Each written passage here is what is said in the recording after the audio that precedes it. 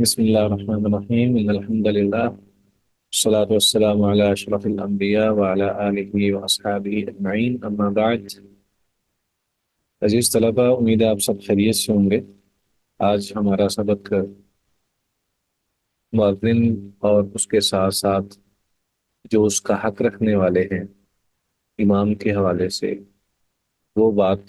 اور وہ سبق ہوگا انشاءاللہ العزیز۔ اس میں ہم نبی اکرم صلی اللہ علیہ وآلہ وسلم نے جس کو حق دیا ہے اذان کا، اقامت کا، اس سلسلے میں بات ہوگی اور اس کی کچھ ادب آداب کے حوالے سے بات ہوگی انشاءاللہ۔ تو یہ حدیث ہمارے سامنے ہے، امید ہے آپ نے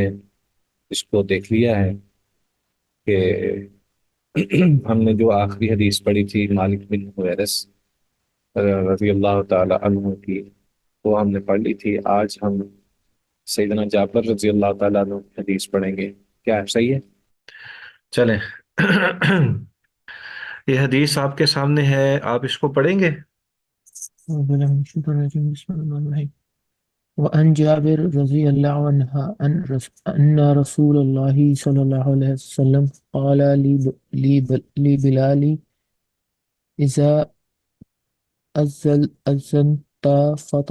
فترسلوا وإذا سوری تھوڑا کلیئر نہیں ہے۔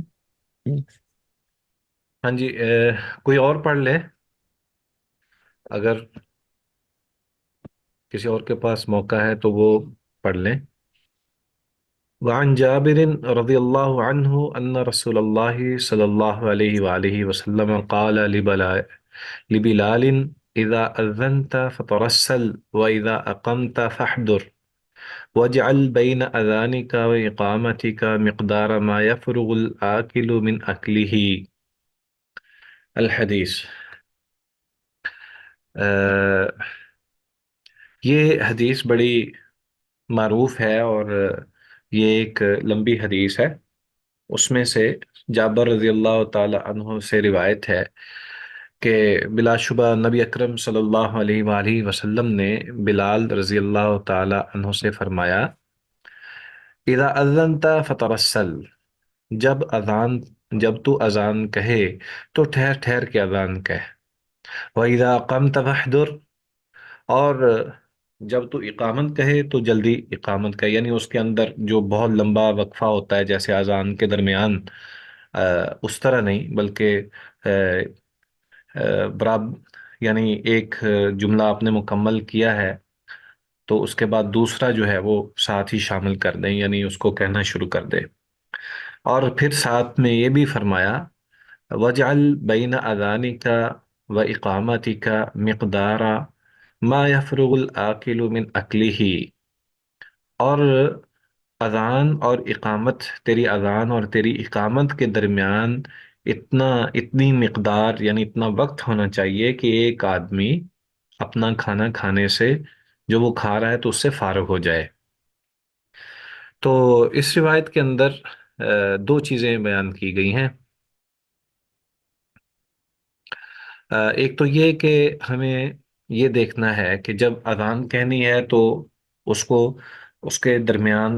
الفاظ کے درمیان جو ہے وہ تھوڑا تھوڑا وقفہ بھی ہے، اللہ اکبر اللہ اکبر، پھر تھوڑا سا اس میں وقفہ ہے، پھر اس کے بعد دوسرا اللہ اکبر اللہ اکبر۔ تو یہ تھوڑا سا اس انداز سے آرام آرام سے ٹھہر ٹھہر کے نماز اذان کہنے کا حکم ہے۔ جبکہ جب اقامت کہنی ہے تو پھر اللہ اکبر اللہ اکبر اللہ اکبر اللہ اکبر، یا اللہ اکبر اللہ اکبر اشہد ان لا الہ الا اللہ، ساتھ ہی اس کو شامل کر لینا ہے۔ تو یہ یہاں پہ مطلوب ہے۔ ایک بات تو یہ، دوسرا یہ کہ کچھ نہ کچھ درمیان میں فاصلہ ہونا چاہیے کہ جس سے جو ہے وہ کھانا کھانے والا اپنے کھانے سے فارغ ہو جائے، وضو کرنے والا وضو کر کے مسجد تک پہنچ جائے، کیونکہ اذان کا مطلب تو یہ ہے کہ لوگوں کو پکار دی جاتی ہے کہ وہ مسجد میں آ جائیں، جبکہ جو اصل یہ ہے کہ سب نماز کے اندر شریک ہوں، تو ان کے لیے ضروری ہے پھر تھوڑا سا انتظار بھی کیا جائے۔ تو یہ حکم ہے۔ تو کہتے ہیں کہ یہ روایت اگرچہ ضعیف ہے، لیکن اہل علم نے اس میں موجود اذان اور اقامت کے بیان شدہ طریقے کو مستحب قرار دیا ہے۔ ہاں جی۔ وعن ابی ہریرۃ رضی اللہ عنہ ان النبی صلی اللہ علیہ وآلہ وسلم قال لا يؤذن الا متوضئ، کہ نہ اذان کہے مگر باوضو شخصی۔ تو سیدنا ابو ہریرہ رضی اللہ تعالی عنہ سے روایت ہے کہ بلا شبہ نبی اکرم صلی اللہ علیہ وآلہ وسلم نے فرمایا، نہ اذان کہے کوئی مگر وہ شخص جو باوضو ہو۔ یہ حدیث بھی ضعیف ہے۔ تو اس چیز میں یہ بات بھی سمجھنی چاہیے کہ اگرچہ یہ حدیث ضعیف ہے، لیکن اس کو اس انداز سے بیان کیا گیا ہے کہ انسان جب کوئی نیک عمل کر رہا ہے تو اس عمل کے لیے اسے چاہیے کہ وہ اچھے طریقے سے اپنا عمل جو ہے اس کو اللہ کی حضور پیش کرے۔ تو اس کے لیے باوضو ہونا، یہ اس کے لیے بہت ہی زیادہ مفید ہے۔ جیسے کہتے ہیں کہ یہ روایت اور اس معنی کی کوئی بھی روایت ضعف سے خالی نہیں ہے، اس لیے بغیر وضو کے بھی اذان دی جا سکتی ہے۔ امام ابن حزم رحمہ اللہ فرماتے ہیں کہ اذان بغیر وضو اور بغیر قبلہ رخ ہوئے بھی کفایت کر جاتی ہے، لیکن افضل یہ ہے کہ انسان وضو کر کے اور قبلہ رخ ہو کر ہی اذان دے۔ تو اس افضلیت کی وجہ یہ ہے کہ رسول اللہ صلی اللہ علیہ وسلم ہمیشہ طہارت کی حالت میں ہی اللہ کا ذکر کرنا پسند فرماتے تھے، جیسا کہ مہاجر بن کنفذ رضی اللہ تعالی عنہ کی روایت سے ثابت ہوتا ہے۔ لیکن اس کا مطلب یہ نہیں کہ اگر کوئی بغیر وضو کے اذان دے گا تو گناہ گار ہوگا یا اس نے کسی حرام کا ارتکاب کیا ہے، بلکہ اس کی اذان درست قبول ہوگی۔ تو میں نے جیسے آپ کے سامنے یہ بات کی ہے کہ کوئی بھی نیکی کا عمل جو ہے اس میں جتنا ہم اخلاص کے ساتھ اس کو اللہ کے حضور پیش کریں گے وہ زیادہ ضروری ہے، وہ زیادہ مفید ہے۔ تو اخلاص کے اندر جیسے ہمارے اعمال کے اندر مسنون طریقہ جو ہے یہ سب سے زیادہ ضروری ہے، یعنی جو بھی ہم نیک عمل کریں اس میں سب سے اہم چیز مسنون اس کا طریقہ ہے۔ تو جو مسنون طریقہ ہے اس میں یہ ہے کہ نبی اکرم صلی اللہ علیہ وآلہ وسلم تمام اپنے نیک اعمال وہ طہارت کے ساتھ کیا کرتے تھے، اور خود ہمیشہ وہ پاکیزہ رہا کرتے تھے۔ اور یہ بھی آتا ہے کہ نبی اکرم صلی اللہ علیہ وآلہ وسلم بغیر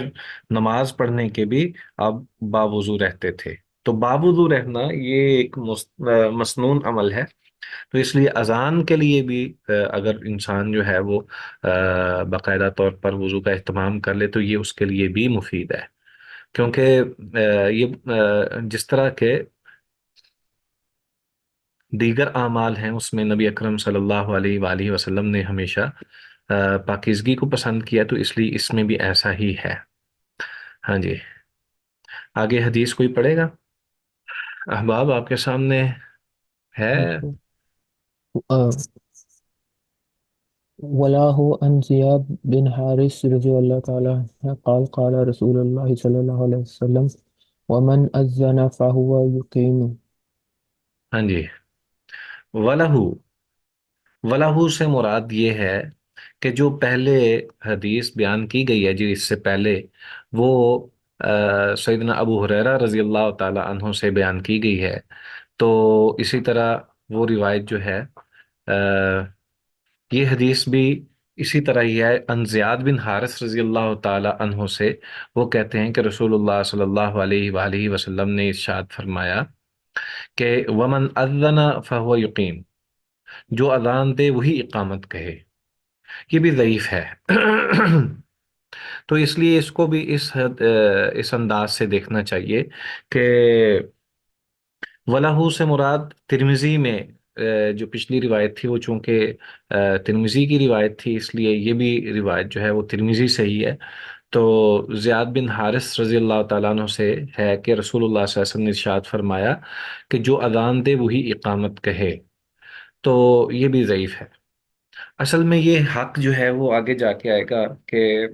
اللہ تعالیٰ نے یہ نبی اکرم صلی اللہ علیہ وسلم نے یہ حق جو ہے وہ امام کو دیا ہے کہ وہ اقامت کا ذمہ دار ہے، کہ وہ کسی کو بھی کہہ سکتا ہے کہ وہ اقامت کہے۔ تو اگلی روایت آپ کے سامنے ہے ابو داود کی،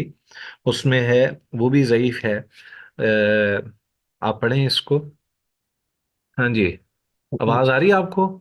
جی سر. ولا أبي داود من حديث عبد الله بن زيد أنه قال أن رأيته يعني الأذان وأن كنت أريده قال فأقيم أنت وفي ضعف أيضا. ابو داود کی روایت میں ہے، عبداللہ بن زید رضی اللہ تعالی عنہ،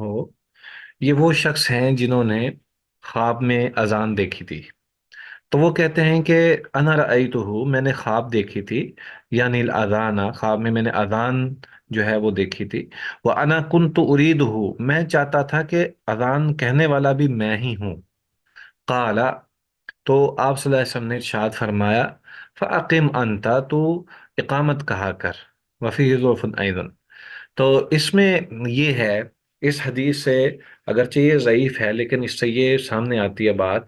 کہ اذان کہنے والا کوئی دوسرا ہو تو اقامت کہنے والا کوئی اور ہو سکتا ہے، یعنی ایک شخص نے اذان کہی ہے تو اقامت کوئی دوسرا بھی کہہ لے تو اس میں بھی کوئی حرج نہیں ہے۔ تو یہ ایک یہاں سے تھوڑا سا فرق ہے، پہلے تھا کہ جو اذان کہے وہی اقامت کہے، ومن اذن فہو یقیم، لیکن یہاں کیا ہے کہ یہاں سے تھوڑا سا فرق آ گیا ہے، وہ یہ کہ جو اذان کہنے والا ہے ضروری نہیں ہے کہ وہی جو ہے وہ اقامت بھی کہے۔ مشروع کا مطلب شریعت کا، شریعت کی طرف سے اس کی اس کا جو حکم ہے وہ اس کو کہتے ہیں کہ مشروع، یعنی کوئی بھی چیز جو ہے وہ مشروع ہے، اس کا مطلب یہ ہے کہ شریعت کے اندر اس کا ذکر موجود ہے، یہ شریعت کا حکم موجود ہے، یہ ہے اصل میں مشروع کا مطلب۔ تو اس حدیث سے جو ہمیں واضح ہوئی ہے بات، وہ یہ ہے کہ اقامت کہنے والا کوئی دوسرا بھی ہو سکتا ہے، لیکن یہ ضعیف ہیں، یہ ساری روایات ضعیف ہیں۔ البتہ آگے جو اب حدیث آ رہی ہیں، ایک حدیث ہے وہ سیدنا ابو ہریرہ رضی اللہ تعالی عنہ کی، اس سے آپ کو اندازہ ہو جائے گا کہ میں نے جو پہلے بات کی تھی کہ نبی اکرم صلی اللہ علیہ وآلہ وسلم نے جیسے یہاں پہ ارشاد فرمایا ہے، پڑھیں۔ وعن أبي هريرة رضي الله تعالى عنه قال قال رسول الله صلى الله عليه وسلم المؤذن أملاك بالأذان والإمام أملاك بالإقامة. سیدنا ابو ہریرہ رضی اللہ تعالی عنہ سے روایت ہے، وہ بیان کرتے ہیں کہ رسول اللہ صلی اللہ علیہ وسلم نے ارشاد فرمایا، المؤذن املک بالاذان، کہ مؤذن جو مقرر کیا جاتا ہے وہ اذان کہنے کا زیادہ حقدار ہے، والامام املک بالاقامت، اور امام جو ہے وہ اقامت کا کہلانے کا حقدار ہے، کہ وہ کسی کو بھی کہہ سکتا ہے کہ آپ جو ہے وہ تکبیر کہیں، اقامت کہیں۔ تو یہ اس حوالے سے یہ ہمارے سامنے بات آ گئی ہے کہ نبی اکرم صلی اللہ علیہ وآلہ وسلم نے جو ہمیں بتایا ہے وہ یہ کہ اذان کہنے والا جب جو مقرر کیا گیا ہے وہ اذان کہے، لیکن جب اقامت کی بات آتی ہے تو اس میں مؤذن کے لیے ضروری نہیں ہے کہ وہی اقامت کہے، بلکہ امام کسی کو بھی کہہ سکتا ہے کہ تم اقامت کہو۔ اور اس میں ایک جو حکم ہے وہ یہ بھی ہے کہ چونکہ نبی اکرم صلی اللہ علیہ وآلہ وسلم جس وقت نماز کا وقت ہوتا ہے تو سارے جتنے بھی لوگ موجود ہوتے ہیں وہ یعنی مسلمان جو ہیں ان کا ایک اجتماع ہوتا ہے، اور اس اجتماع کے اندر تقریباً ارد گرد کے سارے لوگ جو ہیں وہ موجود ہوتے ہیں، اس لیے امام جو ہے وہ کسی ایک کو کہہ کے تکبیر کہلوا سکتا ہے، لیکن جب اذان کا وقت ہوتا ہے تو وہ ایک شخص مقرر ہوتا ہے، اس وقت اجتماع اس طرح نہیں ہوتا، لوگ اپنے اپنے گھروں میں ہوتے ہیں، تو پہلے سے ہی اس شخص کو یہ کہہ دیا گیا ہوتا ہے کہ آپ نے اذان کہنی ہے، تو جب ایک شخص کو مقرر کر دیا جائے کہ تم نے اذان کہنی ہے، یا وہ اپنی ذمہ داری لے لے، تو پھر وہ اسی کا ہی حق ہے۔ اچھا، اس میں آگے ہے وَلِلْبَيْهَقِيِّ نَحْوَهُ عن علی رضی اللہ عنہ من قوله، اور بہقی میں بھی اسی طرح کی روایت جو ہے سیدنا علی رضی اللہ تعالیٰ عنہ سے مروی موجود ہے۔ اور اس کے بعد ایک نیا موضوع شروع ہو جاتا ہے یہاں پہ۔ سوال آیا ہے کہ متروک کسے کہتے ہیں؟ متروک کے حوالے سے جو یہاں پہ کسی جگہ پہ موجود ہے، کسی نے لکھا ہوا ہے شرح کے اندر کہیں موجود ہے متروک؟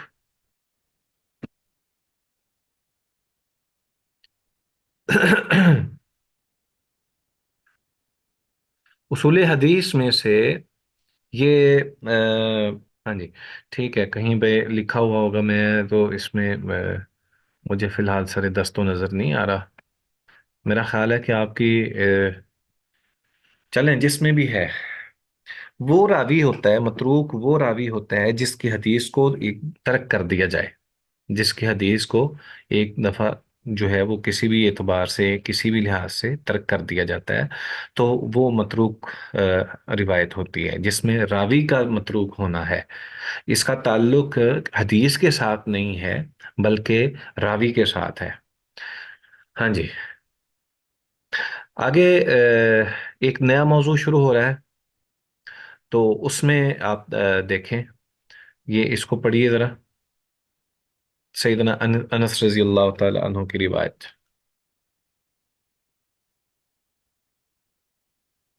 وعن أنس رضي الله تعالى عنه قال قال رسول الله صلى الله عليه وسلم لا يرد الدعاء بين الأذان والإقامة. یہ بہت خوبصورت ایک اللہ تعالیٰ کی طرف سے رحمت ہے ہمارے لیے، اور یہ مواقع، یہ مواقع موجود ہیں کہ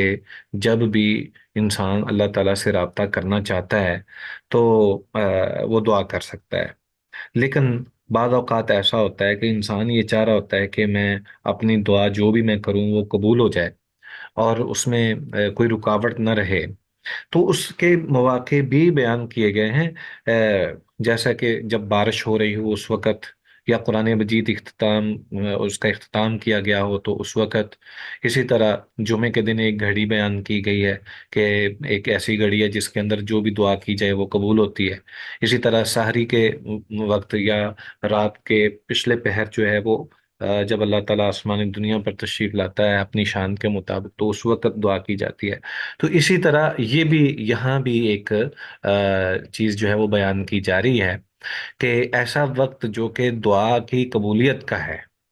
تو سیدنا انس رضی اللہ تعالی عنہ بیان کرتے ہیں رسول اللہ صلی اللہ علیہ وآلہ وسلم نے ارشاد فرمایا لا يرد الدعاء بین الاذان والاقامت، رواہ النسائی وصححہ ابن خزیمہ۔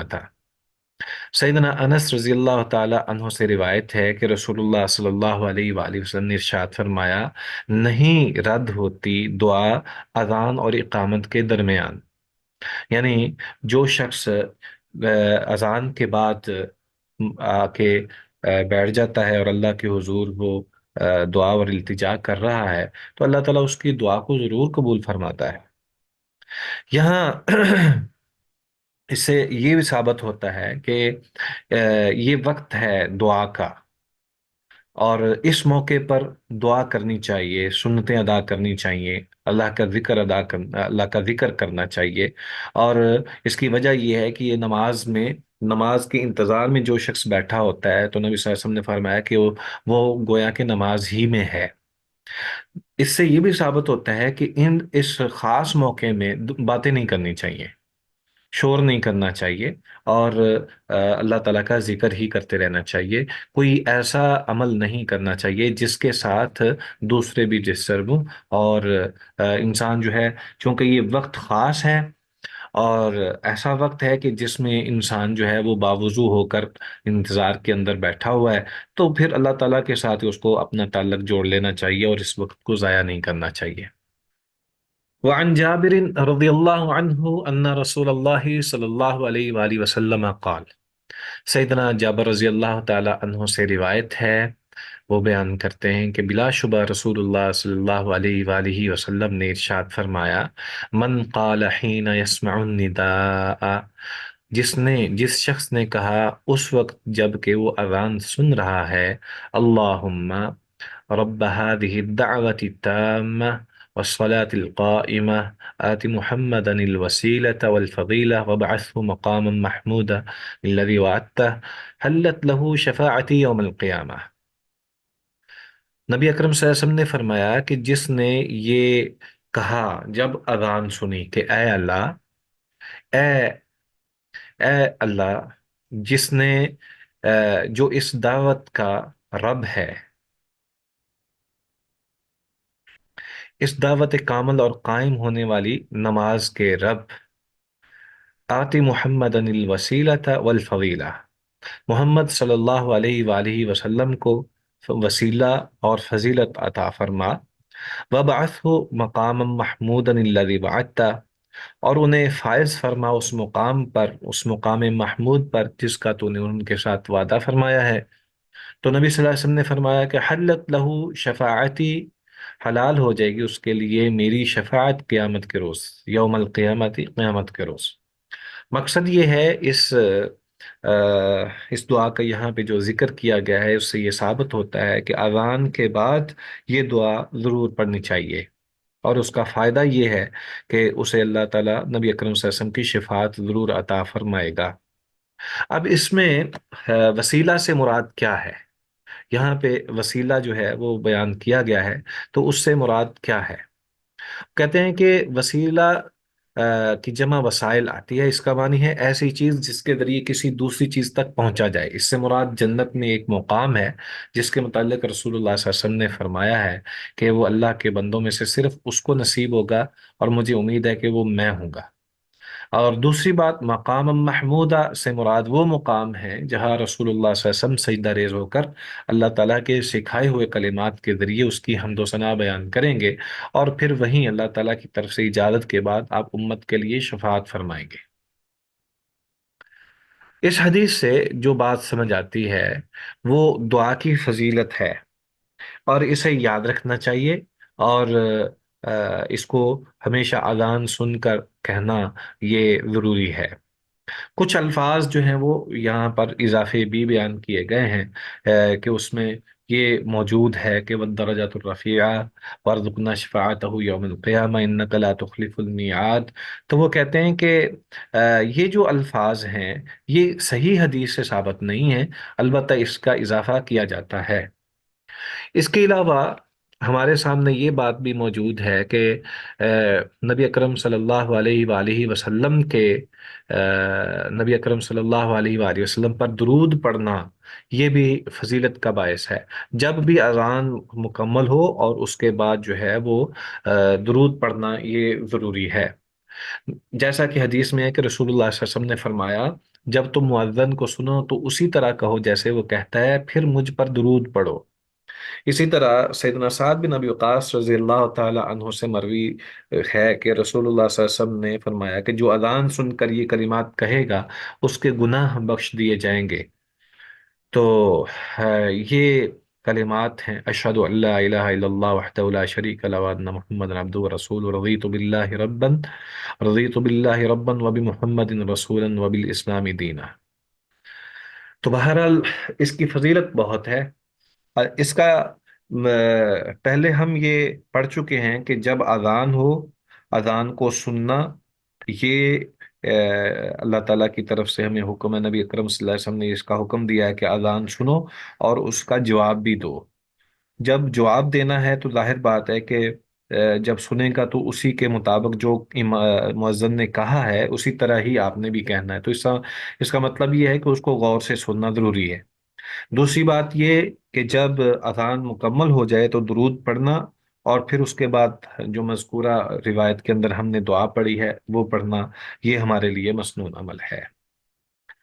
ہاں جی، کوئی سوال وغیرہ ہے اس بارے میں تو پوچھ لیں۔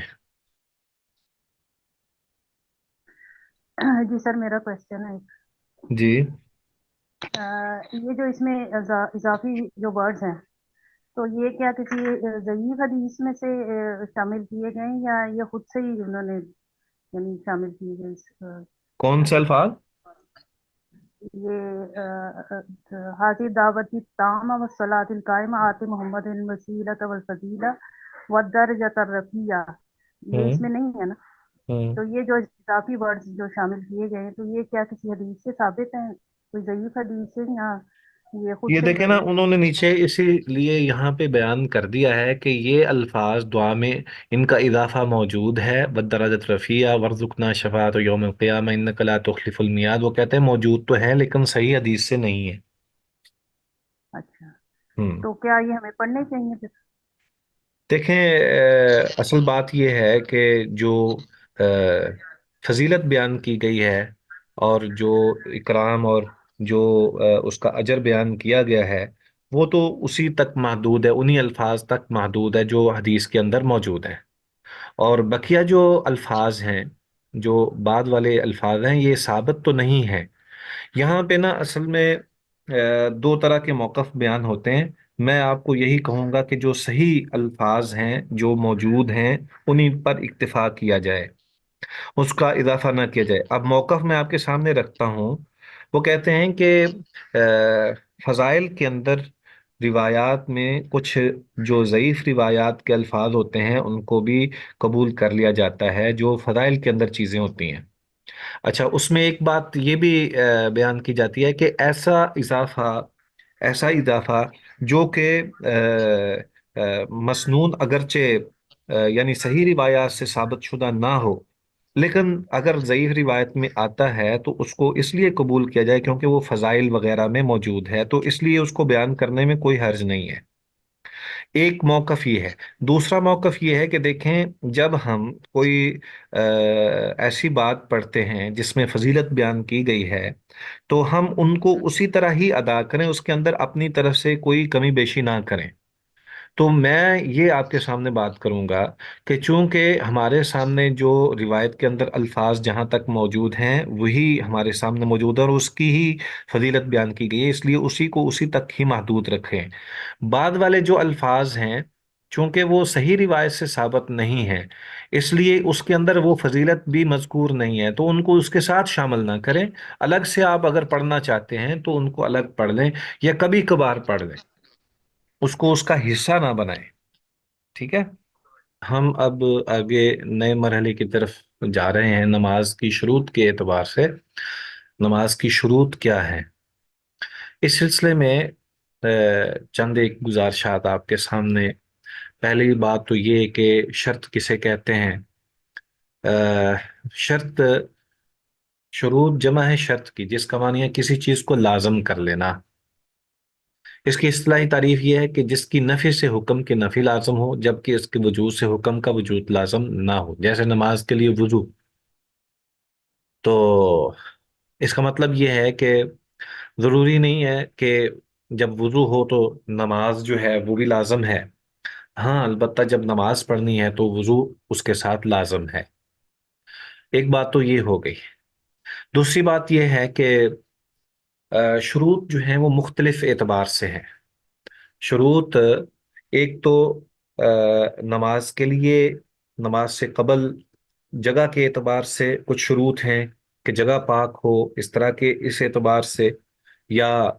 मतलब इंसान किबला रुख हो, ये भी एक शर्त है कि जब इंसान को पता है कि किबला इस तरफ है तो उसके लिए, गोया के कुछ इस एतबार से शुरूत हैं जो कि मुकाम और जगह के हवाले से हैं। दूसरी शुरूत वो हैं जिन्हें हम ये कहते हैं कि ये शर्त जो है ये वक्त के साथ जो है वक्त के साथ इसका ताल्लुक है, कि जब तक वक्त नहीं हुआ उससे कबल हम नमाज अदा कर सकते हैं कि नहीं कर सकते, इस बारे में बात है। तीसरी शर्त यह है कि नमाज किन लोगों पर फर्ज है और उसके लिए क्या शराइत हैं। नमाज की अपनी एक जो फर्जियत है उस एतबार से शराइत का होना, यानी कौन से लोग जो हैं वो नमाज पढ़ेंगे, उसके लिए ज़रूरी है कि मुसलमान होना उसके लिए शर्त है, तभी उसकी कबूलियत होगी। इसी तरह अगर कोई शख्स ऐसा है कि जो नमाज अदा करता है या नमाज पढ़ने के लिए वो नियत करता है, तो उससे कबल, नमाज से कबल उसको क्या करना चाहिए। क्या वो अपने कपड़े वगैरह या दीगर उमूर जो हैं वो सही तौर पर उसके हों तो फिर नमाज होगी, इस एतबार से भी कुछ शुरूत होती हैं। تو ہر اعتبار سے جو شروط ہیں اس کے حوالے سے یہ باب ہے، جس میں سب سے پہلے ہمارے سامنے جو روایت ہے وہ موجود ہے، سیدنا علی بن طلق رضی اللہ تعالی عنہ کی روایت ہے، جو اس وقت ہمارے پیش نظر ہے۔ سیدنا علی بن طلق رضی اللہ تعالی عنہ کہتے ہیں، رسول اللہ صلی اللہ علیہ وآلہ وسلم نے ارشاد فرمایا، اذا فسا احدکم فی الصلاة فلینصرف فلیتوضأ ولیعد۔ نبی اکرم صلی اللہ علیہ وآلہ وسلم نے فرمایا کہ نماز کے دوران اگر کوئی شخص، تم میں سے کسی ایک شخص کی نماز کے دوران ہوا خارج ہو جائے، پس چاہیے کہ وہ لوٹ جائے اور وہ وضو کرے اور اس کو دہرائے، یعنی نماز کو دہرائے، وَلْيُعِيدُ الصَّلَاةَ، وہ نماز کو دہرائے۔ اس سے یہ ثابت ہوتا ہے کہ نماز کو صحیح طور پر ادا کرنا یہ اس وقت ضروری ہے کہ جب آپ باوضو ہوں۔ وضو شرط ہے، وضو شرط ہے، اور اس کے لیے یہ اہتمام کیا جانا ضروری ہے کہ نماز جب پڑھنی ہے تو اس سے پہلے آپ باوضو ہوں، اور وضو بھی اسی طرح جس طرح مسنون ہے، مسنون طریقے کا جو وضو ہے وہی اصل میں مطلوب ہے۔ سیدنا علی بن طلق رضی اللہ تعالی عنہ کی اس روایت سے جو چیز سامنے آتی ہے وہ یہ ہے کہ انسان جب ہوا اس کی خارج ہو جائے تو اس کا وضو باقی نہیں رہتا، اس لیے اس کو چاہیے کہ وہ وضو کرے، اور وضو کرنے کے بعد جو ہے وہ دوبارہ نماز ادا کرے۔ یعنی اگر اس کا وضو ٹوٹ جاتا ہے تو اسے چاہیے کہ وہ دوبارہ جا کے وضو کر کے نماز ادا کرے، اور نماز بھی اس دن مکمل کرنی ہے۔ اسی طرح اگلی روایت ہے سیدہ عائشہ رضی اللہ تعالی عنہا سے کہ ان نبی صلی اللہ علیہ وآلہ وسلم قال لا يقبل اللہ صلاة حائض الا بخمار۔ نبی اکرم صلی اللہ علیہ وآلہ وسلم نے ارشاد فرمایا کہ لا يقبل اللہ، نہیں قبول کرتا اللہ تعالیٰ، صلاة حائض، کسی بالغ عورت کی نماز کو، الا بخمار، مگر اس کی چادر کے بغیر، مگر اس کی چادر کے ساتھ۔ تو جب چادر ہوگی یا اس کے اوپر اوڑھنی مکمل ہوگی تو اس وقت ہی اس کی نماز جو ہے وہ قبول ہوگی، کیونکہ اب وہ بالغہ عورت ہے۔ جب ایک بالغہ عورت ہو تو اس کے لیے فرض ہے کہ وہ اپنے جسم کو چادر کے ساتھ ڈھانپے، پھر اس کے بعد نماز ادا کرے۔ یہاں حائض سے مراد بالغ اور جوان عورت ہے، اور خمار جو ہے یہ اس کپڑے یا چادر کو کہتے ہیں جس کے ساتھ عورت اپنا سر ڈھانپتی ہے۔ اس روایت سے معلوم ہوتا ہے کہ جب لڑکی بالغ ہو جائے تو اس کی نماز اوڑھنی کے بغیر نہیں ہوتی، اس پر چہرہ اور ہاتھوں کے علاوہ ساری جسم کا ڈھانپنا سر سمیت یہ ضروری ہو جاتا ہے، یہ اس کے لیے ضروری ہو جاتا ہے۔ تو عورتوں کے لیے ضروری ہے کہ وہ اپنے پورے جسم کو ڈھانپیں، اور اسی طرح ہی اس کی نماز جو ہے وہ قبول ہوگی۔ سیدہ میمونہ رضی اللہ تعالی عنہا کی روایت میں ہے کہ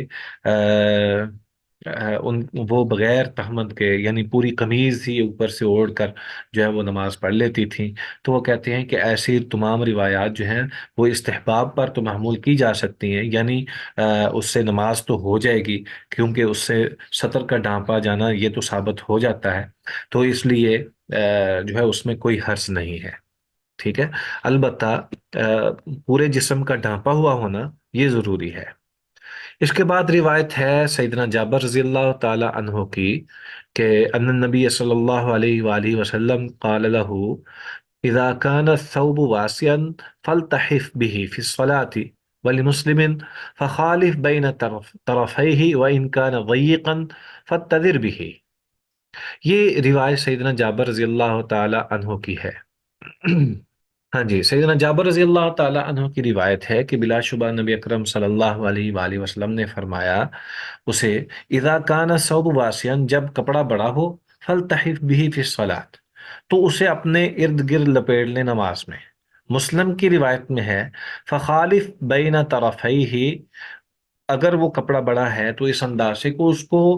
اس کے جو جانبین ہیں ان دونوں کو اپنے اوپر جو ہے وہ لپیٹ لے۔ وَإِنْ كَانَ ضَيِّقًا فَاتَّذِرْ بِهِ، اور اگر کپڑا چھوٹا ہے تو تنگ ہے تو پھر اس کا تہمت بنا لیا جائے۔ تو مرد کے لیے جو سطر ہے اس کا الگ ہے انداز ہے، اور جو عورت ہے اس کے سطر کا، یعنی نماز کے لیے اس کا ساتر ہونا، وہ ایک الگ حقیقت رکھتی ہے۔ ہم اس پہ بات کرتے ہیں، آگے ایک روایت ہے وہ پڑھ لیں۔ وَلَهُمَا مِنْ حدیث ابی ہریرہ رضی اللہ عنہ، بخاری اور مسلم کی ہی ایک سیدنا ابو ہریرہ رضی اللہ تعالی عنہ سے روایت ہے، اس میں ہے کہ لا یصلی احدکم فی الثوب الواحد لیس علی عاتقہ منہ شیء، کہ تم میں سے کوئی بھی ایک کپڑے میں اس طرح نماز نہ پڑھے کہ اس کے کندھے پر کپڑا نہ ہو، کپڑے کا کچھ بھی حصہ نہ ہو۔ تو یہ تین حدیث ہمارے سامنے ہیں۔ ایک تو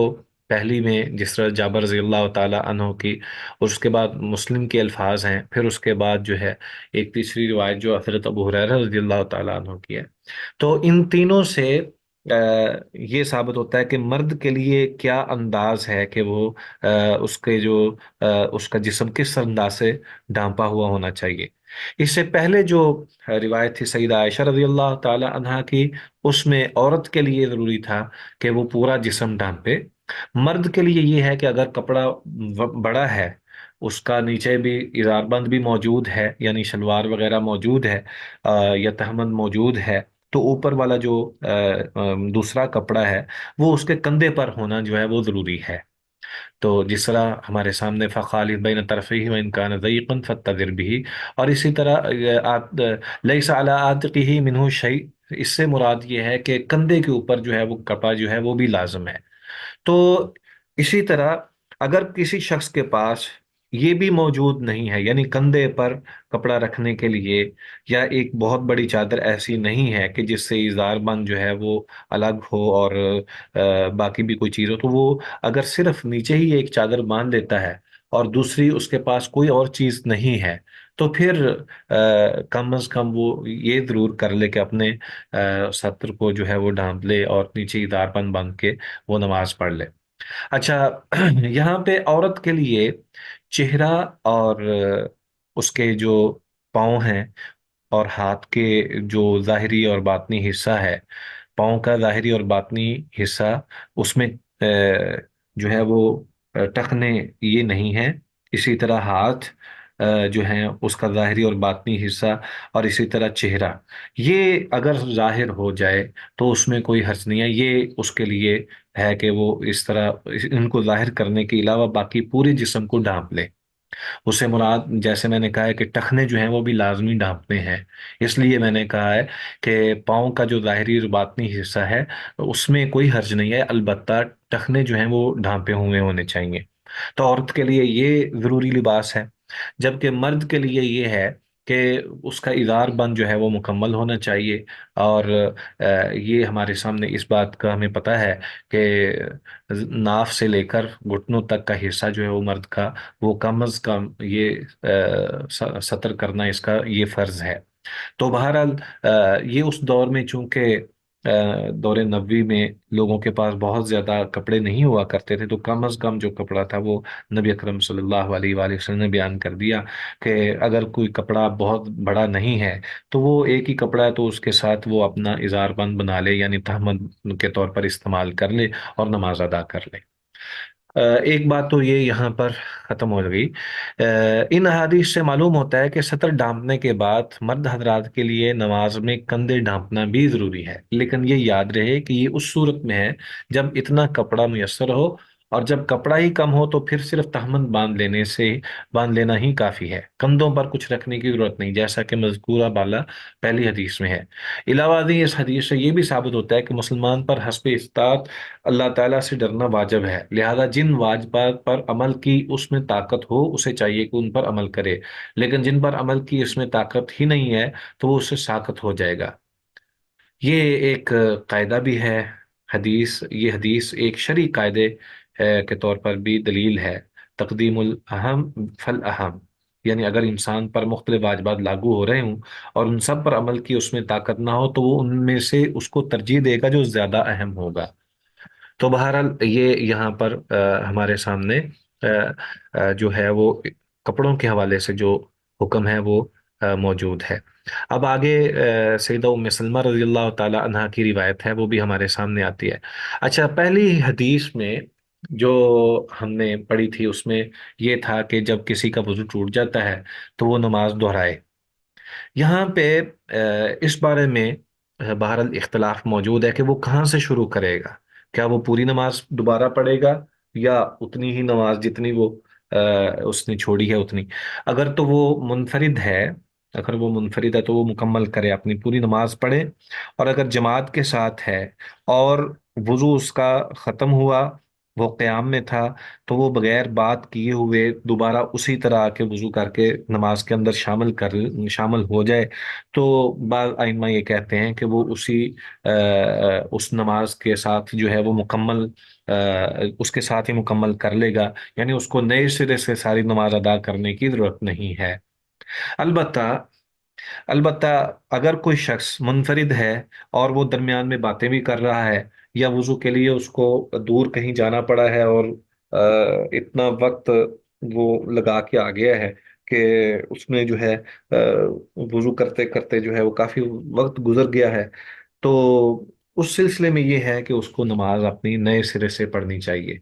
नए सिरे से नमाज उसको पूरी करनी चाहिए। तो ये दोनों सूरतें इंसान के ज़ाती अहवाल के हवाले से ही हैं कि जब इंसान वुज़ू उसका ख़त्म हो गया है, जमात के साथ उसने नमाज शुरू की थी, वुज़ू ख़त्म हो गया है, वो आए बगैर किसी से कलाम किए और बगैर कि कोई ऐसी ऐसी हरकत किए, यानी नमाज के अलावा जो दीगर हरकत होती हैं, खाना पीना और हंसना हंसाना या दूसरी चीज़ों की तरफ तवज्जो रखना, ये सारी चीज़ें जो हैं, अगर तो वो उससे बच गया है और वो उसी तरह यही नीयत लेकर के मैंने नमाज के साथ शामिल होना है, फौरन वुजू किया और नमाज के अंदर शामिल हो गया, तो उसमें कोई हर्ज नहीं है कि वो उसी नमाज को मुकम्मल कर ले। लेकिन अगर दरमियान में उसने कहका लगाया, खाना खाया या इधर उधर बहुत ज़्यादा तवज्जो की और इल्तिफात करता रहा, दीगर चीज़ों पे बहुत ज़्यादा उसने तो वक्त भी ज़्यादा लगा दिया, तो फिर ऐसी सूरतों में उसे चाहिए कि वो अपनी नमाज अलग से फिर दोबारा जो है वो नमाज शुरू करके मुकम्मल कर ले। ठीक है। हाँ जी। आगे रिवायत थी हमारे पास सईदा उम्मे सलमा रजी अल्लाह ताला अन्हा की। इसको इसको एक रिवायत जो है ये पढ़ लें हम, फिर उसके बाद हम इंशाअल्लाह अल अजीज आपसे इजाज़त चाहेंगे। वअन उम्मे सलमता रज़ी अल्लाह ताला अन्हा अन्नहा सअलत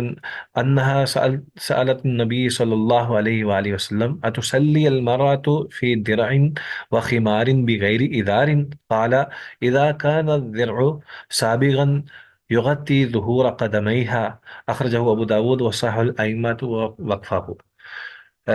इस हदीस में सईदा उम्मे सलमा रज़ी अल्लाह ताला अन्हा से रिवायत है कि अन्नहा सअलत, उन्होंने सवाल किया नबी अकरम सल्लल्लाहु अलैहि वाली वसल्लम से, अतुसल्ली अल मरअतु फी दिरइन व खिमारिन बिगैरि इज़ारिन, कि क्या